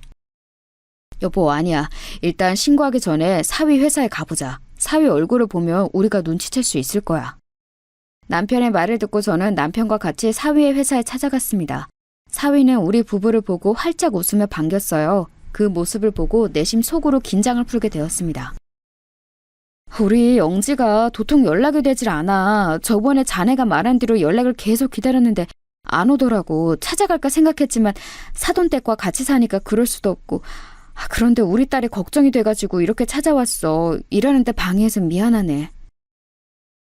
아니에요, 장모님. 저는 이해합니다. 그리고 사실 제가 일부러 말하지 않았던 사실이 있어요. 장인어른 장모님, 사실 영지가 많이 아파요. 그래서 미국에 요양 보냈어요. 영지가 절대 부모님께 알리지 말라고 해서 끝까지 비밀로 하려고 했는데. 뭐라고? 그게 무슨 말인가? 아니, 우리 영지가 어디가 아파? 자세히 말해보게. 나는 처음 듣는 내용이야. 큰 병원에서 검진했는데 영지의 몸에 악성 종양이 있다고 하더라고요. 그래서 영지가 의사인 아빠에게 알리기 싫다며 미국으로 갔어요. 영지, 그래도 내년에 다시 한국에 올 거니까 조금만 기다려주세요. 급기야 사위는 얼굴을 손에 묻고 오열하기 시작했어요. 저는 너무 놀라 사실이 믿기지 않았습니다. 우리 딸이 아픈지도 모르고 저는 연락을 기다렸던 거였어요. 그렇게 남편과 사위의 회사를 나오는데 그 순간이었습니다. 여보, 이상해. 아무리 생각해도 이건 말이 되지 않아. 내가 지금 병원을 운영하고 우리 아버지도 병원장이었잖아. 영지 우리 병원에서 최첨단으로 건강검진을 매년 받아. 아무 이상이 없었는데 결혼하고 갑자기 악성종양? 내가 아까 병명을 물어봤는데 대답하지 못했어. 이건 분명 우리 딸에게 무슨 문제가 있는 거야. 뭐? 그러면 어떡해? 우리 영지 어떡해? 경찰에 신고해야 할까? 아니, 그건 너무 섣부른 선택이야. 일단 우리끼리 해결하자. 그래야 오히려 우리 딸의 안전을 보장받을 수 있어. 여보, 좋은 생각이 났어. 우리가 사돈댁에 불시에 방문해서 카메라를 설치하는 거야. 남편과 저는 더는 지체하지 못한다고 판단했어요. 그래서 소형 카메라를 구입해서 무작정 사돈댁을 방문했습니다. 어머, 여긴 어쩐 일이세요? 잠시만요. 집이 더러워서요. 조금만 기다리세요. 금방 열어드릴게요. 사돈은 우리를 보자 심하게 당황했어요. 연락도 없이 불쑥 찾아가는 행동이 예의가 없다는 것을 알고 있었지만 그때는 그런 게 신경이 쓰이지도 않았습니다. 20분 정도 기다린 후에 사돈댁으로 들어갔더니 우리 딸의 흔적은 보이지 않았어요. 제가 사돈과 얘기하는 사이 남편은 몰래 잘 보이는 곳에 카메라를 설치했습니다. 그리고 여러분, 믿을 수 없는 일이 일어났어요. 남편과 저는 그날 밤 바로 우리 집으로 와서 노트북에 카메라 원격 조정하고 지켜봤습니다. 그런데 노트북으로 보이는 화면을 보고 저는 너무 놀라서 말을 할 수가 없었어요. 야, 너희 부모 오늘 왔다 갔던 거 알지? 적당히 네가 아파서 외국 갔다고 했으니까 나중에 연락 오면 그렇게 말해. 알겠어? 빨리 청소하고 빨래 하라고. 화장실 청소 안 해? 아까 회사로 찾아와서 얼마나 놀라는지 몰라. 장인어른은 의사라더니 그렇게 시간이 많나? 전현하고 최대한 연락 못하게 해. 엄마가 잘 감시하란 말이야. 나중에 우리가 그 병원 구워 삶아서 차치한 다음 팽하자고. 좋아. 돈이 역시 최고야. 그렇지? 우리 똑똑한 아들 덕분에 엄마가 인생 피게 생겼다. 사돈과 사위는 우리 딸에게 서슴없이 욕설과 더불어 막말을 내뱉었습니다. 우리 딸은 기가 팍 죽어서 집안일을 하녀처럼 하고 있었어요. 제가 이혼한 이유가 시어머니의 못된 시집살이 때문이었잖아요. 그래서 그 광경을 보고 저와 남편은 이를 갈며 바로 우리 딸을 구하러 사돈댁으로 쳐들어갔습니다. 남편을 보니 손에는 망치가 들려 있었죠. 우리가 문을 쾅쾅 두드리자 분명히 안에 있으면서 인기척을 내지 않더라고요. 이 망할 놈들아, 문 열어! 내 딸 데리고 안에 있는 거 다 알아. 안 열어? 경찰에 신고하기 전에 문 열어! 자식을 구하기 위해 부모는 어떠한 짓도 할 수 있다는 것을 저는 그때 알게 되었어요. 남편은 현관문을 망치로 내리찍어서 문을 열고 들어갔습니다. 엄마, 아빠! 나는 엄마야 아빠가 나 보러 올 줄 알았어. 나 살려줘. 보고 싶었어. 딸은 우리 부부의 얼굴을 보자마자 눈물을 터뜨렸어요. 제가 우리 영지와 함께 눈물을 흘리는 동안 남편은 말 그대로 사돈의 집을 때려 부수기 시작했습니다. 아니 잠시만요. 이거 뭐하는 짓이에요? 장인어른 일단 진정하시고 제 말 들으세요. 누가 당신 장인어른이야? 됐어 이 사람아. 비켜! 이 망할 놈들이 감히 내 딸을 괴롭혀? 당신들 각오해. 남편은 온갖 사돈의 집안 살림을 다 때려 부쉈습니다. 저도 지켜보는 것만으로도 얼마나 뿌듯하고 통쾌했는지 몰라요. 말리는 사위와 사돈에게 저는 말했습니다. 당신들 이거 사기 결혼이야. 우리 남편 의사인 거 알지? 카메라에 다 녹화되어 있으니까 각오해. 알겠어? 이 집도 우리 남편이 사준 집이잖아. 결혼 전에 그렇게 잘 보이려고 하더니 다 이런 속셈이 있었어? 아이고 잠시만요. 우리 무슨 오해가 있었던 것 같은데 그게 아니고 아이고 우리가 일부러 그런 게 아니고 오늘만 그랬던 건데. 됐어 꺼져. 우리가 이제껏 지원해줬던 거 다 뱉어내. 남편과 저는 하나밖에 없는 우리 딸의 결혼을 위해 많은 돈을 썼거든요. 실제로 사돈과 같이 사는 그 집도 우리 남편이 해준 거였어요. 작정하고 사기 결혼을 한 저 망할 놈의 집안을 용서할 수 없었습니다. 결국 그렇게 집에 있는 모든 것들을 망치로 부수니 마음이 편안했어요. 엄마랑 아빠가 날 구해주지 않았으면 나는 핸드폰도 없이 계속 집안일만 하며 잡혀 있었을 거야. 진심으로 고마워. 역시 가족이 최고야, 그렇지? 망치로 집안을 돌아다니며 때리던 아빠가 마치 슈퍼맨처럼 느껴졌어. 네 아빠가 다른 사람은 몰라도 영지 너한테는 언제나 진심이잖아. 엄마랑 아빠는 너를 위해서 그 무엇이든 할 수 있어. 그 사기꾼들은 잊고 이제 우리 딸의 인생을 살도록 하자. 딸은 다행히 남편과 제 극진한 간호 덕분에 금방 정신적인 충격에서 벗어날 수 있었어요. 그 뒤로 당연히 이혼했고 지금은 저와 함께 행복하게 살고 있답니다. 결혼하지 않고 저와 평생 살 거라는데 미래는 모르는 거겠죠? 여기까지가 제가 준비한 사연인데 재밌게 들으셨나요? 들어주셔서 감사합니다. 저는 딸과 남편과 남은 인생 값지게 살겠습니다.